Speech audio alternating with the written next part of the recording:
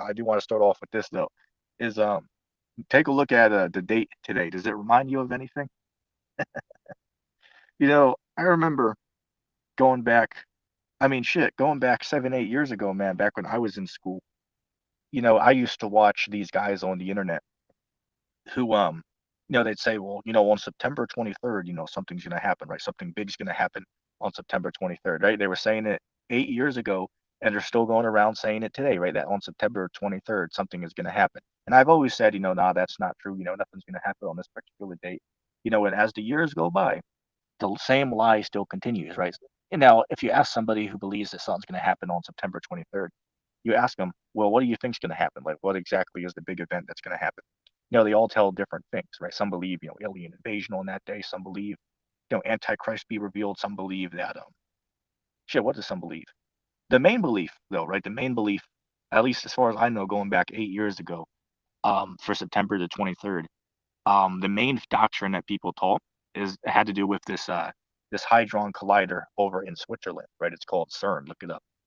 And what CERN is they have this 17-mile long particle collider, right? It sends two particles near the speed of light down two separate parts of this tube that connects, right? It goes 17 miles long, so they hit each other going at unimaginable speed in this tube, and they're trying to at least the theory goes, they were trying to like open up portals to, as people would say, hell, right, or to another dimension, to try to bring entities from the other side over to our side. That's the main belief, right? So I remember going years back, man, 7, 8 years ago, these guys will go around and be like, well, on September 23rd, right, CERN is going to open up a portal to the other side, right? So they can bring, entities from beyond into our realm, and that's basically the belief.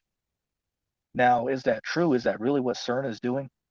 I wouldn't say so, though I will admit, of course, there are some shady things going on at CERN. Like, I don't know if you knew about this or not, but at the CERN headquarters, they have a statue outside of um of Shiva, right, which is like what is it, like a Hindu god or something, right? A god, Shiva. They have a statue of her outside of the headquarters. It's like, wait a second, what the hell? Why the hell do you guys have a statue of a deity outside of your organization? It's like there's something weird with that, right? And with all jokes aside, there really is something weird about that. It's like, why the hell would there be a statue of Shiva right outside of the CERN headquarters? I mean, there's something strange with that. Like, I mean, you don't even have to be somebody who's into conspiracies to at least acknowledge that there's something weird about that. It's like, why the hell would an organization that's supposed to be like a scientific, organization, why the hell would you guys have a mythical deity statue outside? It's like, what the hell? Why? What would be the point of that? Obviously, it has some deeper meaning. In fact, there were a few years back, there was a video leaked online where these guys, they secretly recorded a ritual that was going on at the Shiba um, statue, which you can look up the video online. I can't go into detail on it, but in a nutshell, what it was is they were like faking a um, faking a murder there. They were like faking a human sacrifice there in front of the Shiba statue. Look the video up; you can easily find it on the internet. So again, it makes you wonder. It's like, well, there's definitely something weird going on here, right? There is something weird that's going on at this place, CERN. Now, again, are they trying to open up portals to another place? I wouldn't go as far to say that, but they're certainly, doing something there, right? They're not. It's not just what they claim it is, right? There's something more to it than what they're just telling the public. But going back to the date, right? September 23rd. People have been saying for years and years and years, that the world was going to end on this date, or Christians be like, the rapture is going to happen on September 23rd. And it never does, right? Nothing ever happens on this date. So look, here it is, right? Another September 23rd, right? It came and went. Now watch. I guarantee you all the dollars in my bank account that they're still going to be saying next year, right? In 2024, September 3rd, 2024, they're still going to be saying that something's going to happen on that particular day. They still are going to say it. They're still going to say it. What's that? 9 years later, right? Because people first started to talk about this, and as far as I know, like 2015, right, is when people first started talking about that. At least as far as I know, which I could be mistaken, but that's when I first saw this stuff on the internet, going years back. And again, a lot of those individuals that were back there all those years ago, the dudes are still around today and they're still teaching the same nonsense. Because you got some dudes that, might go on YouTube, they might make a truth channel, they might be there for 5, 6 years, then they disappear, right? So that happened to some of these guys. But a fair amount of them, are still going around and still teaching the same bullshit that they were saying, 7, 8 years ago. Like shit, I'll give you an example. There's this person named Claire. Her channel was named Still Small Voice, which I'm not sure if she's still on YouTube, but I know she is on what is it? It's either Rumble or BitChute that she uploads her videos on now. But shit, she might even have a YouTube channel. I'd have to go look, but her channel used to be called A Still Small Voice. And I remember seeing some of her stuff like what 8, 9 years ago now, and she's still going out saying the same bullshit. And the stuff she's talking about is that she has seen Jesus, right? And Jesus is telling her that the rapture is closer than ever, right? The rapture will happen on such and such date. We all need to be rapture ready because it could happen at any moment. It's like she was on there saying that 9 years ago. She's still going around saying the same shit. And the thing that boggles my mind is at least all those years ago when I looked at her channel, she had like 35,000, 40,000 subscribers. It's like, damn, people are falling for this shit. It's amazing to me. No, but Christ warned about, that in the last days you would have, people going around on the internet. Well, not, he didn't use the word internet, but you have people going around deceiving and being deceived, right? So how are people mainly doing that today? They're doing that on the internet, right? They're going around deceiving people and are also being deceived themselves. And what's a good example of people being deceived themselves when they think that they're actually awoke? I'll give you, shit, I could probably give a handful of examples on this. A lot of people, the way they come to the beliefs that they have is they watch videos on the internet. Like, I'll give a couple examples. You'll have idiots going around and claim that dinosaurs don't exist. And when you ask them, let's like, well, how do you know that exactly? And what it comes down to is they watched a video that, like, a guy like Eric Dubay or um, Flat Earth Dave, he calls himself, or Durf, right? Other individuals like that, oh, Jake the A-hole, to watch a video that one of those characters puts out, and they'll just regurgitate whatever they hear. And then if you say that, if you try to knock some sense into their brain and say, well, no, man, dinosaurs did exist. They did at one point in time walk the earth. They'll look at you like you're some type of like weird person, pushing the evolutionist doctrine because you said that dinosaurs exist. It's ridiculous. But these people, their minds can be manipulated and changed very easily. It's not hard to mold a person's perspective. It's very easy to do. And that's how the governments, of the world have control over the population is, they train them when they were young on how they're supposed to think, right? What's acceptable, what's not acceptable. And since they were raised with that, they have no idea about the deception that they believe. Like, I'll give a clear, undeniable example, like with this whole flat earth thing, right? You know, I myself remember, being back in, in like preschool and first grade, and a teacher, she would grab a globe off of her desk, and this is a true story, right? I remember this to this day, all those years ago. The teacher would turn the lights off in the classroom. She'd grab a flashlight and grab the globe, and she would show us, right? The flashlight represents the sun over the earth, and she'd show us, okay, well, when it's daytime at one part of the world, it's actually nighttime on the other side of the world. Then, the earth turns, and then now it's nighttime for us, and it's daytime for the other side of the world. I remember sitting there on the colorful rug and looking at the teacher giving that example to all of us in the class, right? And of course, none of us, would ask a question, regarding that. We just all would repeat it as true because, well, we're at school, right? We're at, the place where we learn, but now all these years later, we look back and see the deception for what it does, what it is, and what it was. Now that we're able to think for ourselves, we can see, well, wait, there's something wrong with what we're being told. There's something wrong with this heliocentric model of the universe, right? There's some major flaws that we're seeing. Like, for one, if you send up a high altitude weather balloon with a camera on it and you make sure you take off the fisheye lens, it will show the horizon as completely level. The only time you see a curve in it is if you have a camera that has a lens that distorts the image. Like I'll give an example because people be like, oh, there's no distortion to the camera view. Well, I can undeniably prove it because if when you watch these videos about them setting up these high altitude balloons, when a balloon is let's just say 5, 6, 700 feet above the ground, you can see a dramatic um amount of what's the word I'm looking for, of curvature to the Earth. So if that was a real image of the curvature of the Earth, it's like shit, the Earth would be a couple miles long at most. You know what I'm saying? So obviously, it's not a real image that we're seeing. It's a distortion from the camera lens that's distorting this image for us. I mean, again, anybody that can't acknowledge it, that's a fact. It's just the person's just very unreasonable and just is lying to themselves. Like, shit, I've seen this one video before. It was like a construction video, right? But the guy was going to go up a big ladder to the top of this building. But when he was on the ground, the camera was rolling, and you could see there was curvature from the ground, like 6 feet off the ground, there was curvature to the land. So obviously, it undeniably proves that cameras can distort the image that we're seeing. So you can't just blindly pretend.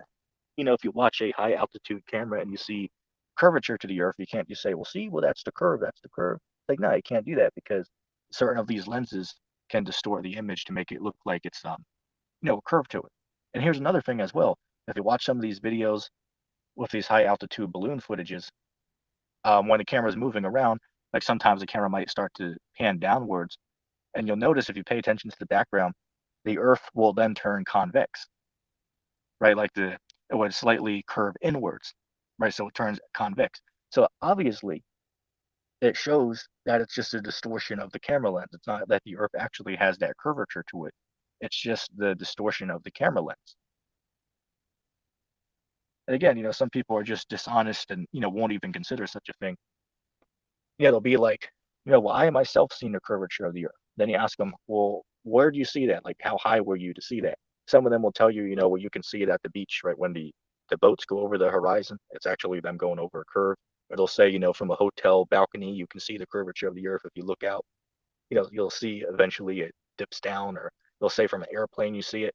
But then on the other hand, right, world famous astrophysicist Neil deGrasse Tyson will come out and say, hey, look, nobody can see any curvature of the Earth from not even 127,000 feet. It's true. He really said that. Look the video up. And if you want to find it, he said that when he was giving a commentary on the Red Bull space jump that this dude, what is this guy? Felix Bob Gardner, right? Back in 2012, he did the Red Bull space jump from 127,000 feet above the Earth. And when Neil deGrasse Tyson was doing a reaction to it, right, or talking about it on one of his shows, he was laughing at it and saying, "Hey, look, the camera angle shows a curvature to the Earth, but that's not actually true. That's actually a distortion because nobody could see any curvature to the world from 127,000 feet." So wait a second. Hold on a second. Hold on a second. So how the hell is it that the average person will claim that they themselves seen the curve of the Earth from the seashore?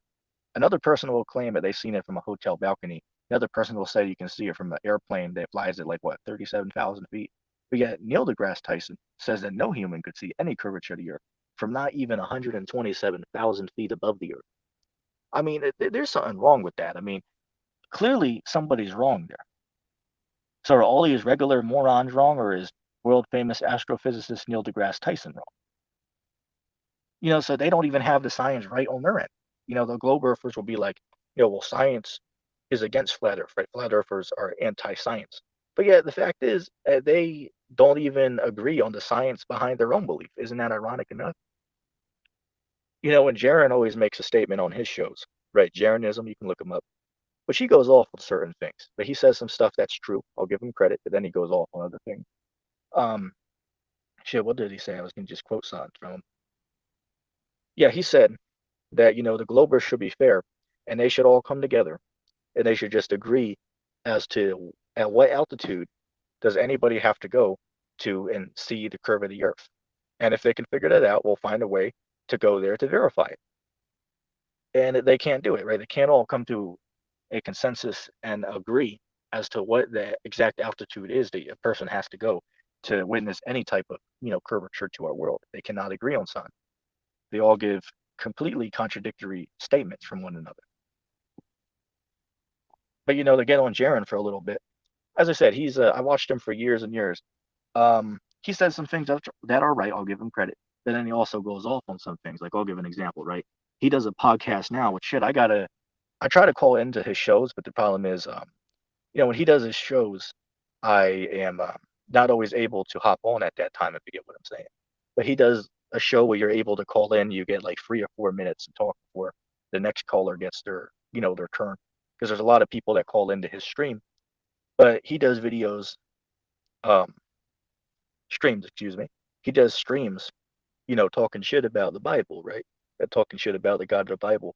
But you see, when you watch his streams on it, the main thing that he's misunderstanding is he's thinking of the modern Christianity and their version of Jesus, and he's, comparing that with the Bible and saying they don't add up. So see, that means the Bible is like corrupt and actually evil, right? Like we'll go to verses where, God kills children or, women or whole groups of people and say, well, see, that's an evil God right there. That's not, like the true character of God. And I think to myself, it's like, well, how the hell do you yourself know the true character of God exactly? It's like, do you yourself sit down and have tea with God in the morning? It's ridiculous. But then, this guy has no way to answer that question. It's like, well, how the hell do you, right? You little old Jaron, how the hell do you know the, the morals of God, right? How the hell do you know what he does and does not accept? It's like, really, how do you know that? And they don't really know, right? They have no idea. So again, pissing me off to hear it sometimes. These guys, they try to discredit the Bible, but the way they do it is by using a misinterpretation of the Bible, right? And not the characters in it. It's a damn shame, but this is the mindset that people are on out here. And to be fair, it's not all their fault though, because a lot of these people, they were raised in the church, right? So they were raised not really knowing, that what they believe is actually wrong because they were taught that it's right from a young age. So another thing, right, is a lot of, these people, they believe what they believe because they might have grew up in that particular religion, when they were a child. So say, for example, a lot of people might stay Catholic the rest of their life because they might have been raised Catholic. Or, a better example would be the Amish community, right? A lot of people who were raised Amish, they themselves stay Amish the whole life, and then their children after them remain Amish to carry on the tradition.